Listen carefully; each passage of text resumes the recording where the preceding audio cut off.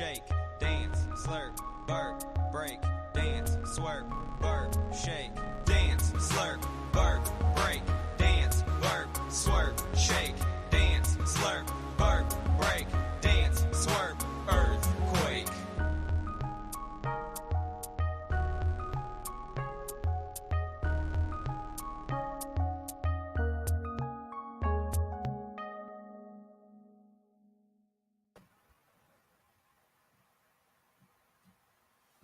Good day once again, everybody. Welcome to Fantasy NBA Today. It is your Friday and weekend edition of the show, the completion of our second week of the off season.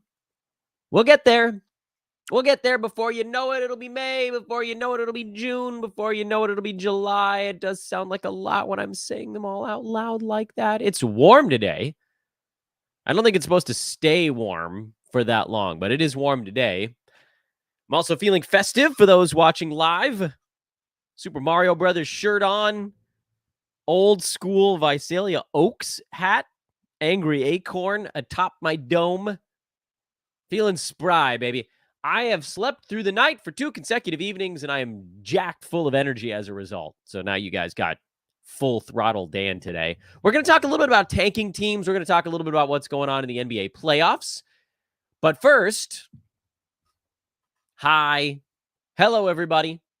Welcome to Fantasy NBA Today. I'm Dan Besbris, at Dan Besbris on Twitter. And the big news of the morning, the Raptors have moved on from head coach Nick Nurse.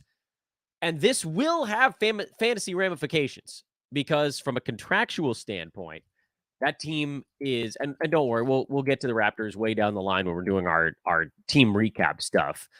But Freddie VanVleet has a player option for $23 million for this coming season that he could decline. Gary Trent Jr. has a player option. OG's got 1 year left and then a player option himself.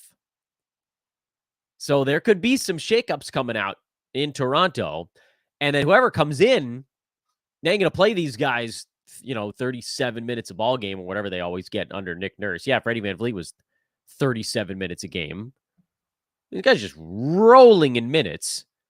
So this is going to have an impact, but we'll kind of reassess when we see how this is going. We've heard the name Ime Udoka floated around,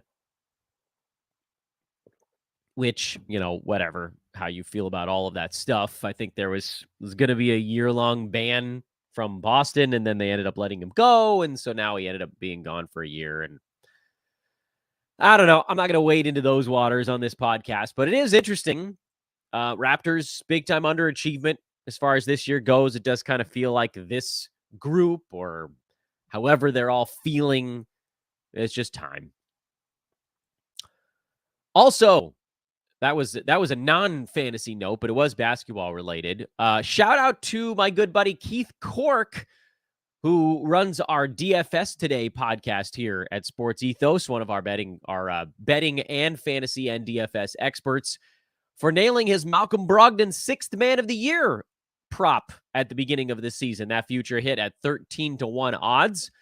So folks in the Wager Pass got a nice, tidy little 13-1 winner there. I don't know what did he put on it? 1 unit. Either way, plus 13 units in one little award ceremony. That's good for a day's work. And for those that are wondering how they can get in on all of that good stuff, the Wager Pass is available via the link in the show description.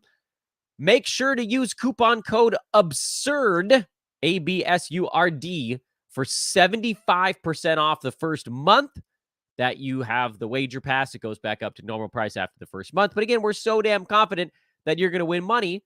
And look, if you got that Malcolm Brogdon prop to cash this month, there's very little that team could do where you wouldn't have a profitable month. And they continue to do so. You got the Aaron Brewski Playoff Betting Journal on top of everything else involved. Mike Fiddle's plays.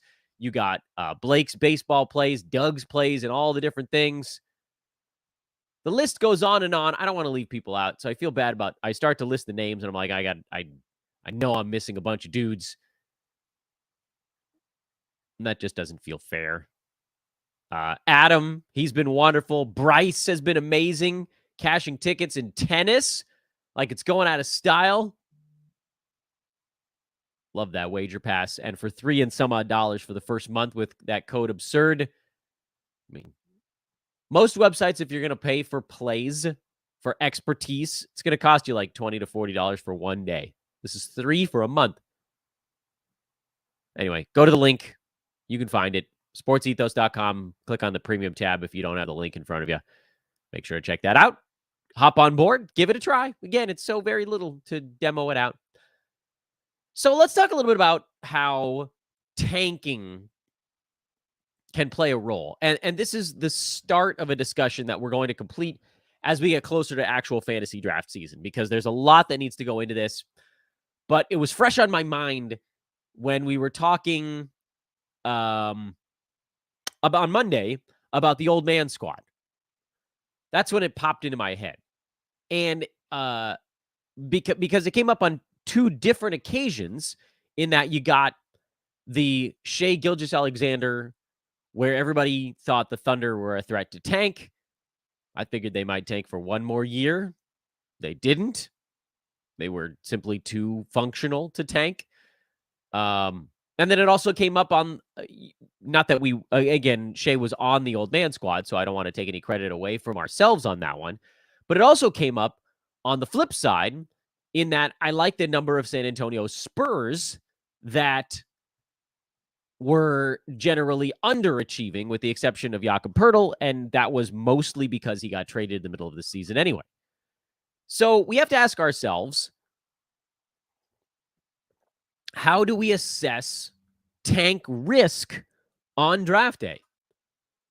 And the answer is, for head-to-head leagues, it's a bigger deal than it is for roto leagues, because with roto, at least you can kind of rack up stuff at the beginning of the season. Head-to-head, beginning of the season is great and all. Maybe it gets you to the playoffs, but if your key guys aren't there come fantasy playoff season, it kills you. So let's just get that out of the way early.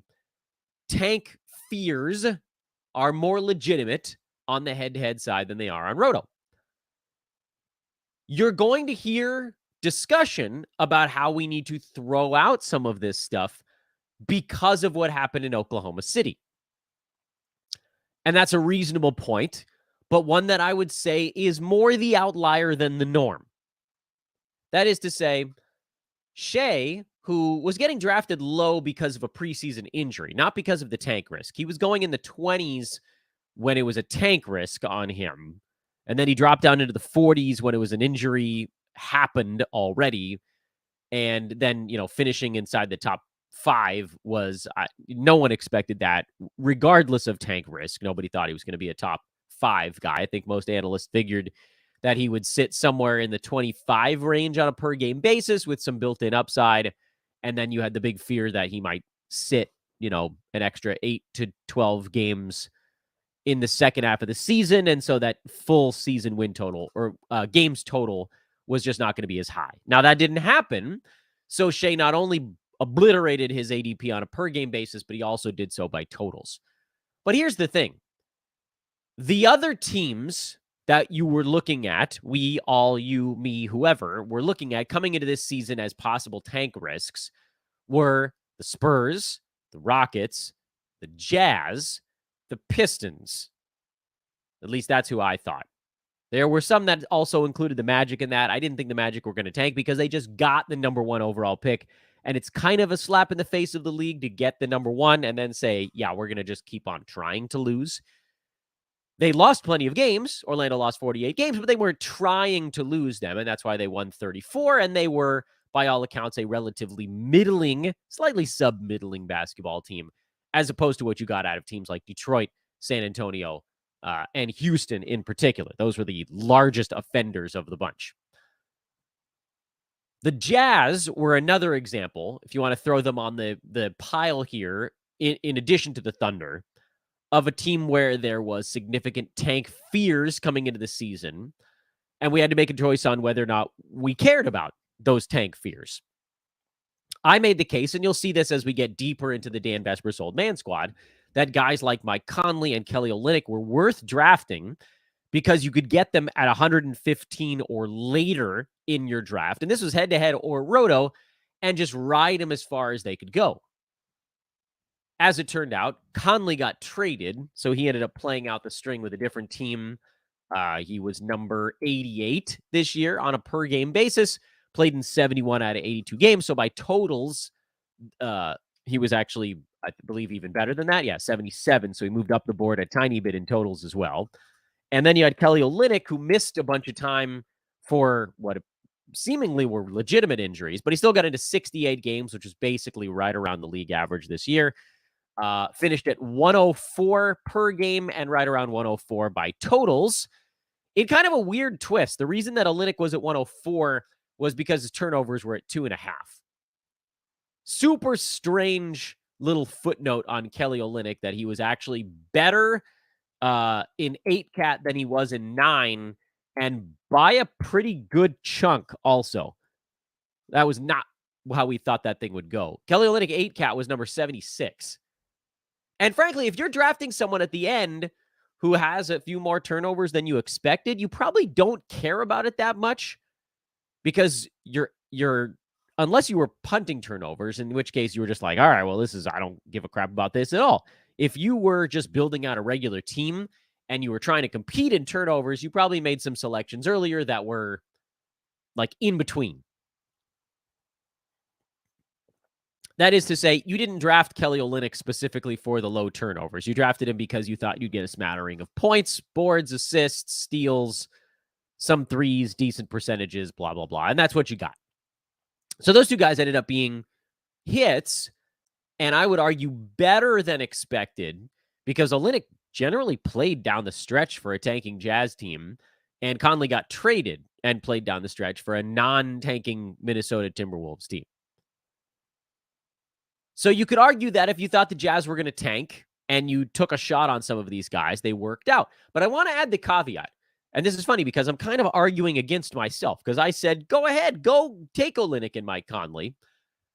The caveat has to be, I believe, that if you're targeting players on teams that are a tanking risk, and Utah was very much a tanking risk coming into this year, you can look young.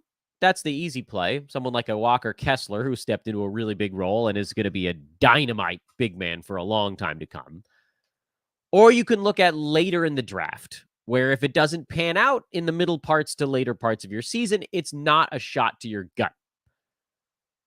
The flip side of this is a team like San Antonio. Now, by the way, we should also point out the Rockets didn't really sit there, guys. They just sucked. KJ Martin, Tari Eason, those guys played all 82 games this year. Jabari Smith Jr. played 79, Şengün 75, Jalen Green 76. They were just terrible. They were just a bad team. They didn't even need to rest their guys to lose ball games because they were finding ways to lose them even with their dudes in the game. Those are guys you did or did not draft based on actual fantasy potential output. But it was a little bit risky, if you were going to go down the Şengün route. The nice thing about the Rockets, and the reason that you didn't have to worry about it quite as much, is that these guys are all unbelievably young. So tanking teams will often still play the young guys because they feel like they can lose with the young guys. Circuitous route here. Let's go to San Antonio now and Detroit, because Detroit was sort of heavily young guys that also were bad enough that the team would lose, and then they shut Cade down for the season. And, we'll never really know what would have happened to Cade at the end of the year. Spurs were a team where they were like, look, we got enough guys on this club that Devin Vassell's not a veteran. Trey Jones is not a veteran. Zach Collins is kind of a veteran. Keldon Johnson isn't really a veteran. But the Spurs decided to play it the other way, where Vassell, he had some injuries that were going on. They kept him out for half the season. Trey Jones had some real injuries going on. He missed 14 games. That's not too bad. Zach Collins took over a bigger role mid-season when they moved off of Jakob Poeltl, who was very much a rest risk down the stretch. But then Collins got some rest down the stretch. Keldon Johnson got rest down the stretch. Jeremy Sohan, a rookie, got rest down the stretch. So unfortunately, the conclusion in all of this is that there's nothing that's actually fully set in stone for what's going to happen with these teams that you feel are going to tank. It's team dependent. We know San Antonio is much more into the whole rest philosophy. And I think that team also felt like they would have accidentally won some games if they were playing all of Collins and Trey Jones and Devin Vassell and Keldon Johnson and Sohan, or even Pirtle when he was there. If they were actually playing these guys normal minutes, I think they would have accidentally bumbled into a few more wins. So that's something you need to kind of keep in the back of your head. But at the same time, the Spurs have shown their hand time and again. That's not a team that's going to play their guys all season long. Basically ever. And I think you can feel similarly about San Antonio next year, whether they get Victor Wembanyama or somebody else. They're probably not going to try to play their guys 74 games. No one on the Spurs that was there the entire season and finished the season in San Antonio, no one hit 70 games this year. Trey Jones at 68 was the biggest. Devontae Graham played in 73 games overall, but he didn't start the year in San Antonio. And then I think Jakob Pirtle, he got into 70-plus games, but he didn't finish the year in San Antonio. What was the final number for Jakob? 73? So we already know that about San Antonio.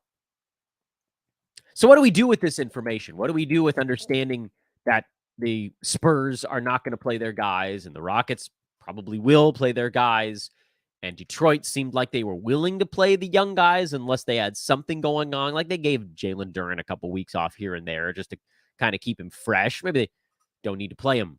How many games did Duren finish with this year? I feel like it was high 60s. Is that the right number? 67? Yeah, they probably were never gunning for mid-70s in games. They just found time to give him off for general soreness. Jaden Ivey played in 74 games, so he made it.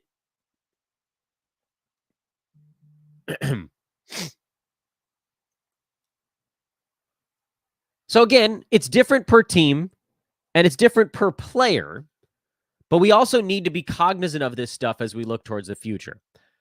So let's look at next year. And it's hard to know exactly what's going to happen on April 21st. Do we think the Blazers are going to go into a teardown? Hard to say. It seems like Dame wants to give it another push. Are there any teams that made the playoffs in the Western Conference that look like they're teetering on a teardown? I doubt it. Do we think the Rockets tank again? I think the answer to that is no. I think the Rockets this is kind of their last chance to lose. I don't want to say on purpose necessarily, but to lose without consequence is maybe the best way to put it. They're going to get one more good player, and they're going to just have to turn them loose, kind of like the way they did this year, but it just didn't work.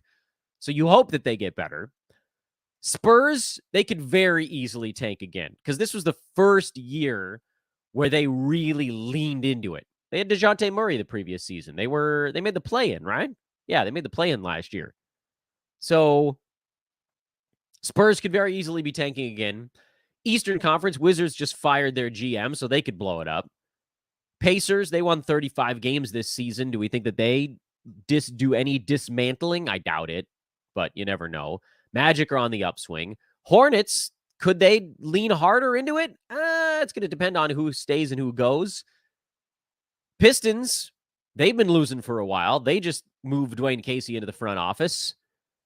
Next year feels like a season where there are going to be very few teams that are tanking right out of the chute. With the wild cards being teams like, do the Hawks blow it up? Do the Bulls blow it up? Do the Raptors blow it up? And then on the Western Conference side is kind of, do the Blazers blow it up? And do the Jazz start the year in a tank? Which feels somewhat probable. So the Spurs, let's say maybe the Jazz in the Western Conference. I don't know that anybody else is an obvious one.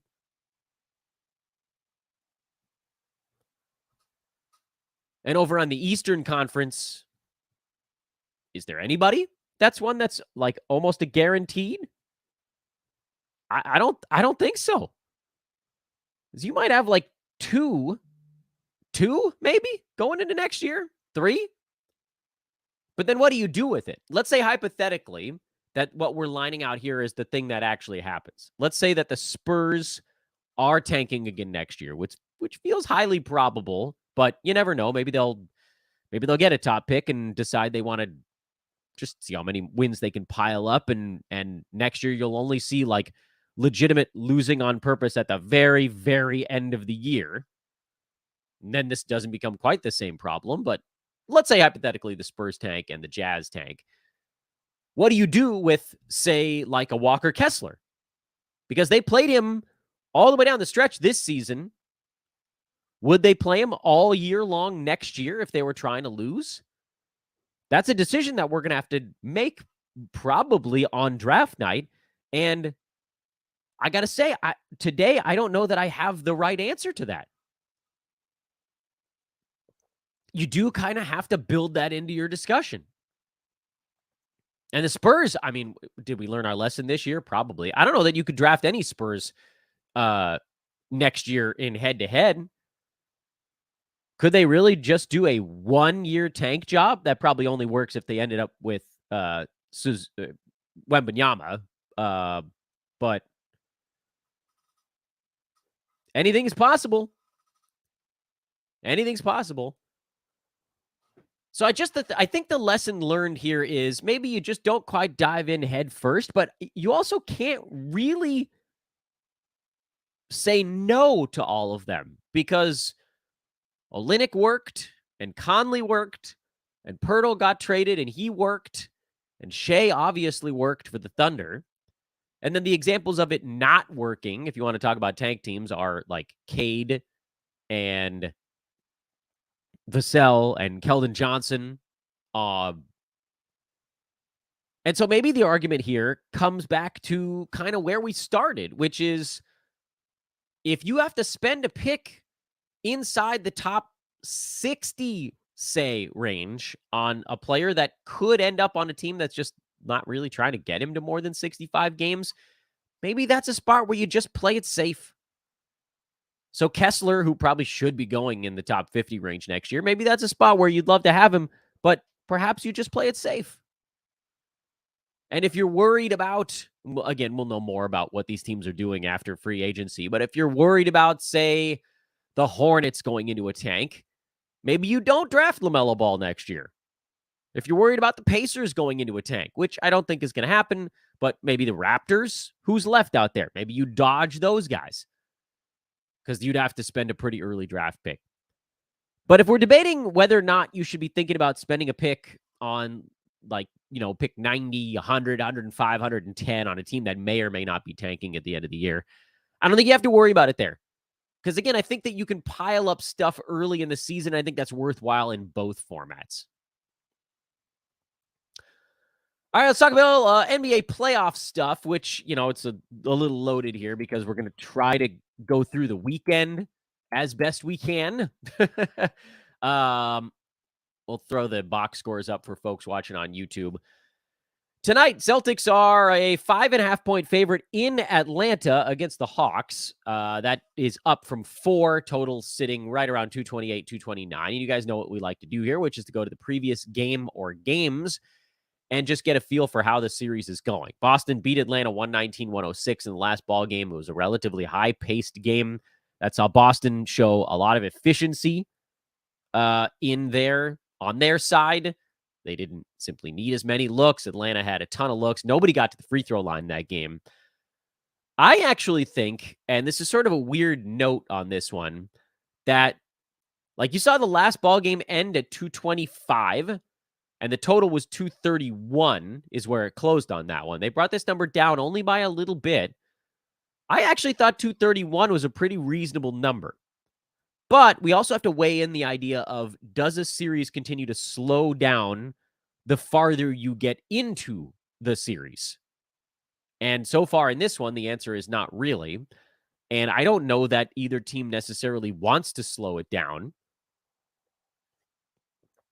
It's not clear that it would favor one or the other necessarily, but you're seeing a fast-tempoed series so far. There's also, in my mind, a decent probability that you get more free throws in the next one. So even if the pace slows down, and even if there's a even if there's some sort of efficiency dip on the Boston side or something of that nature, you may see more points coming with the clock stopped. So I actually think this total is relatively accurate. You guys know I like to try to look for unders to get into them. I actually think that this one could inch over the total a little bit. And as far as the side goes, I haven't really seen anything to make me think that the Hawks can really compete in this series. But at the same time, the Celtics, this is sort of ripe for a letdown game because they haven't really been punched in the mouth yet by Atlanta. And so maybe this is the game that happens. I would dodge the side and have a very small lean to the over on the total. Knicks and Cavs is a really tough one for me. I think all of these games come down to the wire. We saw the Knicks just have a brutal shooting game their last time out. They'll probably be better in this one. Total is 211.5. It's down from an opening number of 213. Last one ended at 197, although the game actually was played a little bit quicker than that would indicate. Still, there were 51 free throws. There were 34 turnovers in that game. There's just a lot of things that could counterbalance each other. But the biggest one is that New York has to shoot better than 37%. They're just not going to win a ball game if they don't. Cavaliers were solid in a lot of respects in this one. They weren't like an overwhelmingly great basketball club, but they were good in a lot of respects, and that worked out well. So what does that mean for us as we look at this Cavs-Knicks next one? Knicks are a 1.5 point favorite. They haven't been that great at home this year, so there may be a slight over adjustment on that number. I would look at the Cavs. I do think that they kind of figured something out in the last ball game, slightly into the Cavaliers. The total's right. I don't know that this game could slow down much more than it did, honestly. Still think it ticks under by a hair, but we're almost to that point where the value flips back to the over in this series because they just keep going slower and slower, or they keep going worse and worse shooting.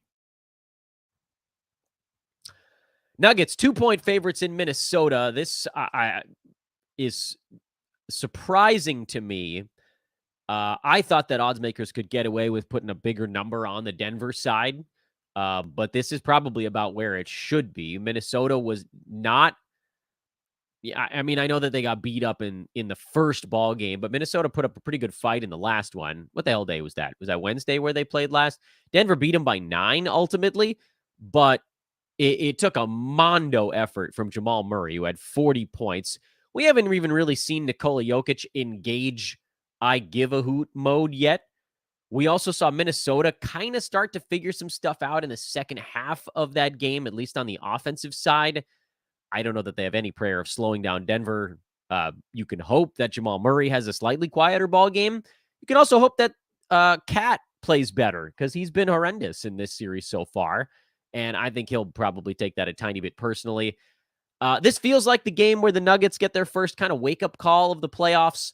I also think Minnesota is able to control the tempo a little bit more, and you don't see the sort of supernova Jamal Murray and Anthony Edwards games. So slight lean to the under. Maybe even more than a slight lean to the under. I know the last game at 235. But that ball game wasn't nearly as fast as 235 points might indicate. Both teams shot the ball exceptionally well. Turnovers were low. Free throw percent was high. Yeah, this stuff is repeatable for these clubs, for sure. I mean, that type of stuff could happen again. But, I mean, Jamal Murray, huge game. Michael Porter Jr. shot the ball well. Aaron Gordon shot it well. Jokic shot it well. Jeff Green shot it well. They got stuff from everybody on that Denver side. And then for Minnesota, huge game for Anthony Edwards. Rudy Gobert had a big ball game. Conley was 5 for 9. Slow-Mo was 4 for 5. Really, only Cat. Of like any notable players in this game, Cat was the only one who didn't have a productive offensive night. So let's say he does now, but you got to figure like one of the 7 other guys I just listed probably doesn't. I would think that these games, at least from just like a general speed standpoint right now, are playing more in the range of where the total's at, which is 222. Pace was actually even lower than that. I think the pace had this game, and it's going to be artificially deflated when everybody makes buckets because you don't have offensive rebounds and short shot clocks and stuff like that. And low turnovers also help with pace. It slows the pace down because, teams use the whole shot clock. They get a shot up. It's not running back and forth like loony bins. So yes, there was a slight depression here, but Minnesota was only at like 105, 106 possessions. Denver was only at like 107, 108. So, 213-ish. Yeah, they probably go over that, over 213, because these teams are good. Nuggets in particular are very good offensively. I think the Wolves control this thing a little bit better than they have on the road. Lean to the Wolves, lean to the under. Other games throughout the weekend. That's only 3 of the series, so we got a little ways to go here. Saturday is a busy one. Sixers 5.5-point road favorites at Brooklyn. That total is 208.5 now. Every time I think that it couldn't go much lower, it goes lower. That last one was 109. And again, the Nets just sort of don't have they can't score on Philly. Things are getting a little chippy. That usually drives numbers down. Free throws were very low in that last ball game. Turnovers were also relatively low. I don't know. I don't feel like Philly's going to lose focus here. It doesn't feel like that's what's about to happen. Slight lean to the over because that number has gotten pretty darn low now at 208. We'll see where it goes between today and Saturday. Sixers at 5.5-point road favorites. That's a relatively accurate number. I think they probably do get the sweep. Suns 5.5-point road favorites at Clippers. I don't think we see Kawhi Leonard.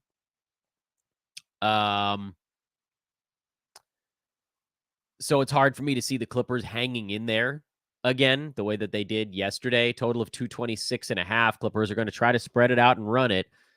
As again, we saw yesterday, they tried to spread it out and run it, and they made this one a very high-paced ball game. And the Suns were kind of happy to oblige. But the big thing from yesterday, Suns took 46 free throws. There were 71 combined in the ball game. So I would certainly start with the under if you're going to look at anything in Suns Clippers and then move the other way. So yeah, kind of like the under there. I can't imagine that we get 71 free throws again. There's going to be so much complaining between games that they're going to let them beat each other up. I don't think the Clippers can score the way they did in the last one. So Suns Clippers under is actually probably my favorite play we've talked about, at least on the Saturday card. Nuggets T-Wolves under is something that I'm liking today so far. Bucks Heat. Bucks 5-point road favorites. It seems like they're not sure if Giannis is going to play in this ball game. Slight expectation he's back. If Giannis is back, I think I'd look at an under. Hard for me to say until we get there. So let's just kind of bump over that one. Lakers 4.5-point home favorites to the Grizzlies. Total of 220.5. I think you're going to get a better game out of Anthony Davis, but you are going to continue to see this series get more and more grindy from an offensive standpoint. So the fact that the last one ended at $196, I don't think that was super fluky. Admittedly, the Lakers were very bad on offense. Anthony Davis in particular was the guy that they're just going to need to get more out of. D'Angelo Russell also, he's been awful in these playoffs so far. So yeah, even if the pace stays lower, which, more like 215, that neck of the woods, 215, 216 on pace, I don't think that the teams blow that number out of the water. I kind of like that the number is going up, which might give us a little bit of breathing room, but as of now, not high enough for me to get in on the under for Lakers Grizzlies, and not low enough for me to get in on the over. Not enough wiggle room on either side. Lakers 4.5-point favorites. I think that's a good number. This is going to be a tight ball game. We'll see if Ja plays. I don't really care either way. It's going to be tight. It's going to be a battle on either side. Slight lean to the Grizzlies to keep it close. Feels like a game that's going to be decided by 1 to 4 or 5 points, but I wish we could get more like 5.5 or 6 on the Memphis side. That would probably make me consider that a play. And then the last series, Kings and Warriors. Dubs are an 8-point favorite on Sunday. That's crazy. I know they beat the Kings by a bunch in the last one, but that was the wake-up call game. Now Sacramento knows how hard they got to play on the road to compete. And even if the Kings lose to tie the series back up 2-2, it's going to be a ball game. That's going to be a game. I like the Kings a lot at 8. That number is absurd. Total of 293.5. Nope, excuse me. That's actually down already to 290. What did I say? 293? 239.5. Down to 238. It's fine. I know how to speak. Dano speaks okay. And everybody's betting the under after this last ball game that was, 211? But neither team could shoot a lick. Warriors at least managed to not turn the ball over and hit 3-pointers, and they rebounded really well. But this game was like back and forth and back and forth and back and forth, and nobody hit any shots. And we knew there was going to be a big under coming in this series because it just wasn't going to keep up the same way with tons of free throws and good shooting. And the free throw number came down to a more reasonable level in this last one. And so now you're going to start to see that total moving that way. 239 still feels really high, but I do think the Kings are going to be a little more prepared. Teams are going to have to kind of keep up with one another. If you bet the under in this one, which is the direction I'd look, you're going to be kind of gritting your teeth the whole ball game because it's going to be scary. They're going to play fast. The Kings will not slow down, but they will be better offensively than they were in game 3. But I do like Sacramento on the side. So let's see if I can remember what the hell I said as we were going through this. Nuggets T-Wolves, I like the under in that one today. Not a ton else. Cavs, I guess, are okay as a look. Suns Clippers under on Saturday is kind of calling our name. Grizzlies side on Saturday. If we, hard to make a wager on that one without knowing what's going on with Ja Morant, but maybe you wait on that. Yeah, I feel like this number is with Ja expected to play because the Lakers 4.5-point favorite is basically like, okay, Lakers are like a 1-point neutral side favorite or almost calling these teams a dead heat. And that feels like Ja is in if they're going to call him a dead heat. And then Kings on Sunday. I know that the Kings didn't keep up yesterday, but I'll keep going back to the well on that one. Kings have impressed me all season long. There's no reason for me to move off of that yet. And if you want plays from folks that are doing this for more than 30 to 40 minutes a day, go get the Wager Pass with coupon code ABSURD at sportsethos.com. Absurd knocks 75% off the first month of the Wager Pass. It's like $3 and change for a $15 subscription, and you'll leave at the end of the month with money. Can't promise it. Anything can happen in sports betting, but I think our guys have been up something like 10 of the last 11 months as a team. So your odds are pretty good right now. That's not a limited sample size. That's like 1,000 plays probably all rolled together between the team. And up. They just keep moving their way slowly up the board. Have a great weekend, everybody. Next chunk of the Dan Besbris Old Man Squad on Monday. So, yes, we already know what we're doing on our next show. Yeah, isn't that nice? Planning ahead a little bit. And then I think we'll have another team review after that because I'm fairly certain that another one is dropping on Sports Ethos either today or over the weekend. I don't know. We'll figure it out. I am Dan Besbris for Fantasy NBA Today. Thank you to everyone on YouTube and traditional channels for hanging out with us. Please like and subscribe if you're watching on YouTube for the first time and just, bumbling into this show in the off season. And for the diehards that hang out with me on the recorded side all off season long, please drop a 5-star review. Tell your friends, retweets, whatever you can do to keep spreading the word. We'll keep trying to grow here. Much love. See you Monday.